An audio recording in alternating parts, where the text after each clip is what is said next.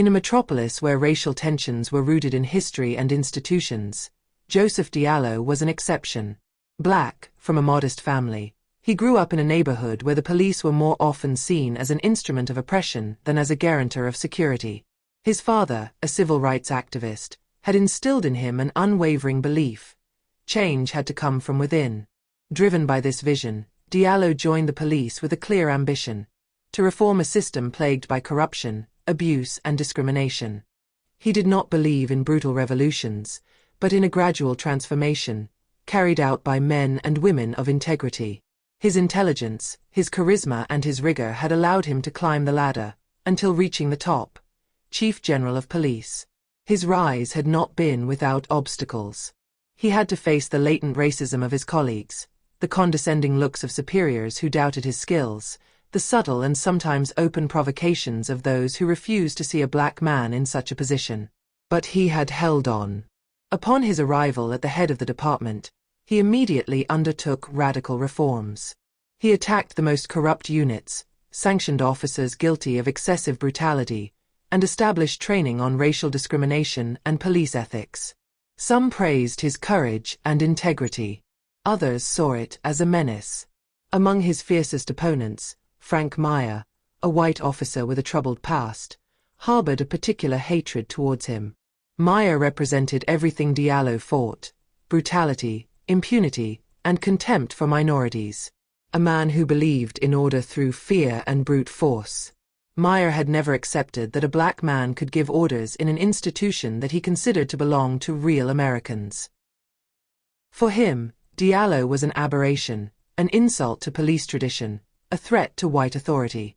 Every reform, every sanction inflicted on a racist police officer, every speech on the need for a fairer police force was a provocation to him. So he vowed to eliminate her.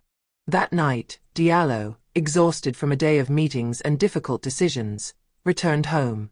Fatigue weighed on his shoulders, but his mind remained alert. He stopped at a gas station to get a coffee and fill up. His faithful dog, Rex, was with him. Rex was not just a dog.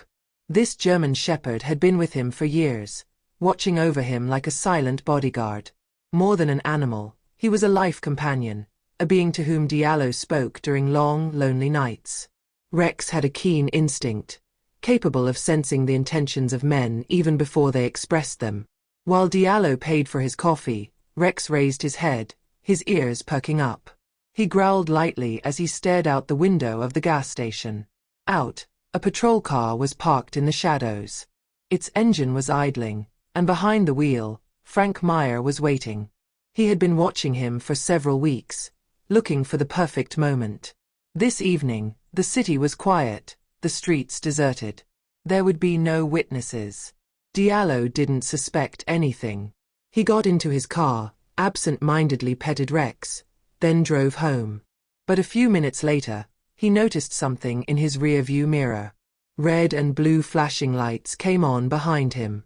A sigh escaped his lips. He knew what that meant. How many times had he heard testimonies of black people arrested under the pretext of a simple check? Tonight, he was the target. He parked on the shoulder. Rex, sitting in the front, growled again. "Calm down, big guy," Diallo murmured, patting his head. He rolled down the window, placed both hands clearly on the steering wheel, and waited. He knew the rules. Do not make sudden movements. Don't protest. Always stay calm. Meyer approached slowly. His uniform was impeccable, his gaze cold. He took great pleasure in not recognizing Diallo. "Get out of the vehicle, sir," he ordered in an icy tone. Diallo frowned slightly. "May I know the reason for this check?" "Get off." Diallo understood that arguing would be of no use. He went down. The tension was palpable. Rex, who remained in the car, watched the scene, his instincts screaming that something was wrong. "What did I do, officer?" Diallo asked in a calm tone. Meyer smirks. "Nothing at all. But tonight, I'm the one who decides the rules." Diallo's look changed. For the first time he felt a real threat. Not a routine check. Something much darker. And before he can react, Maya drew his gun and fired. One ball, then two, then three.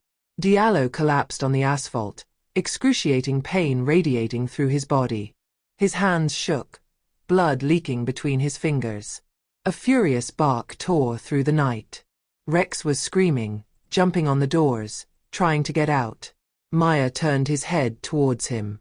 Damn mutt, grogna til. He approached the car and fired again. A detonation. Rex collapsed, a broken scream escaping his throat. Maya looked around. Person. No witnesses. No cameras. He took a deep breath, put his gun away, and left the scene, certain of having erased all traces. But he had committed a fatal error. Rex was still breathing. In the early morning, as the first light of day tinted the sky orange and purple, a jogger crossed the deserted path of a park on the edge of the city. He was enjoying the cool morning air, his headphones screwed into his ears, until his foot hit something unusual on the ground. He looked down and stepped back immediately, seized with a shudder of horror. In front of him, the limp body of a man lay on the asphalt, a pool of blood slowly spreading beneath his torso. He approached cautiously and, upon recognizing the face of General Joseph Diallo, panic seized him. The jogger grabbed his phone with a trembling hand and dialed the emergency number. A few meters away, a faint moan caught his attention. Between two frantic heartbeats, he made out a silhouette lying in the shadows. It was a dog, its fur black with dried blood. He was breathing hard, but his still open eyes seemed to be searching for something. It was Rex, Diallo's faithful companion. Seriously injured, he desperately tried to move, as if he wanted to protect his master one last time. Help arrived in a hurry. While paramedics pronounced the general dead, a veterinary team was urgently called to take care of Rex. He was rushed to a veterinary clinic, where his fate remained uncertain for several hours. When the news of the assassination of General Diallo broke, it spread like wildfire. Television channels interrupted their programs to announce the terrible news, social networks went up in flames, and the entire city was shaken by indignation. The streets quickly filled with demonstrations. Signs held in the air demanded justice, while angry crowds chanted Diallo's name. He was not just a police chief. He was a symbol, a hope for those who believed in profound reform of the system. Even within the police, the tension was palpable. The honest police officers, those who truly respected the oath they had taken, were revolted by this crime which soiled their uniform. But despite the emotion, a cruel reality quickly became apparent. Without witnesses or concrete proof, the investigation promised to be extremely difficult. The autopsy confirmed that Diallo had been shot several times at close range. Ballistic analysis revealed that the projectiles came from a service weapon, but the lack of direct video recording made any accusation difficult. The authorities struggled to identify a culprit, and the assassin, convinced that he had erased all traces, observed the chaos he had sowed with a satisfied smile. Meanwhile, Rex was fighting for his survival. The veterinarians managed to stabilize his condition after several hours of intervention. His injuries were serious, but he was a strong dog, trained to endure. It was only after leaving the veterinary hospital that something unexpected happened. When he found himself outside, Rex behaved strangely. Usually calm and obedient, he began to bark aggressively as soon as a police officer approached him. At first, veterinarians thought it was a reaction to the trauma. But his aggressiveness was not generalized. He seemed to react particularly to certain agents, scrutinizing them with an intense, almost accusatory gaze. The dog's behavior attracted the attention of Detective Kareem Lemoyne, a meticulous and insightful investigator. Rex was not just a domestic dog. He was a former police dog, highly trained and disciplined. His targeted aggression was therefore not trivial. Then came the most disturbing moment. When Maya crossed paths with Rex at the police station, the dog instantly froze. His ears perked up, his muscles tensed, and a low growl escaped his throat. In a split second, he lunged forward, pulling violently on his leash, attempting to attack her with uncontrollable rage.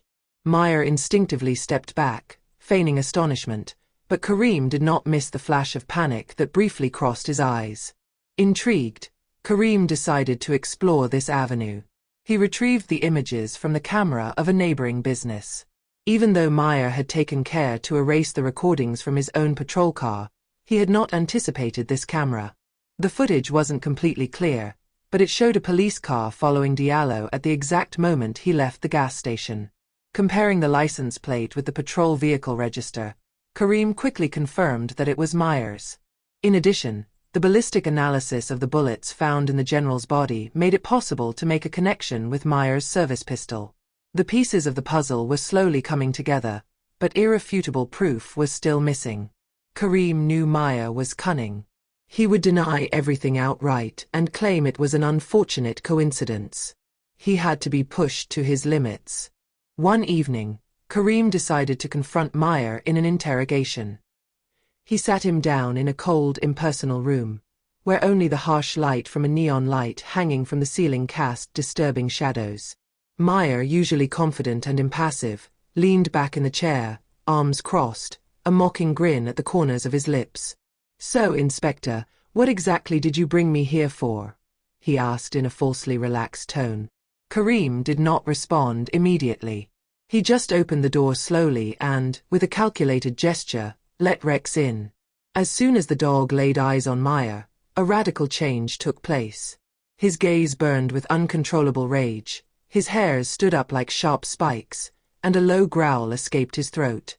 Then, in a burst of fury, he threw himself forward, pulling on his leash with a force that made the agent responsible for holding him step back. His barks echoed against the walls, fierce, unbearable. Meyer, who had never shown the slightest sign of weakness, suddenly turned pale. He gripped the arms of his chair, his cynical smile slowly fading. "Why is this dog reacting like this?" Karim asked in a calm but piercing voice. "How do you want me to know?" Meyer retorted, shrugging his shoulders, trying to hide his confusion. "Because Rex has never reacted like this to any other officer," Karim continued, moving slowly around the table. "Because he was trained to recognize threats. Because he saw what happened that night." Meyer opened his mouth, then closed it, unable to come up with an immediate response. His gaze darkened. Karim placed on the table a file containing the accumulated evidence. The security camera recordings, the ballistic report linking Meyer's weapon to the bullets found in General Diallo's body, as well as several indirect testimonies. "You can deny it all you want, Meyer. But everything converges on you. And Rex. He knows." A heavy silence settled.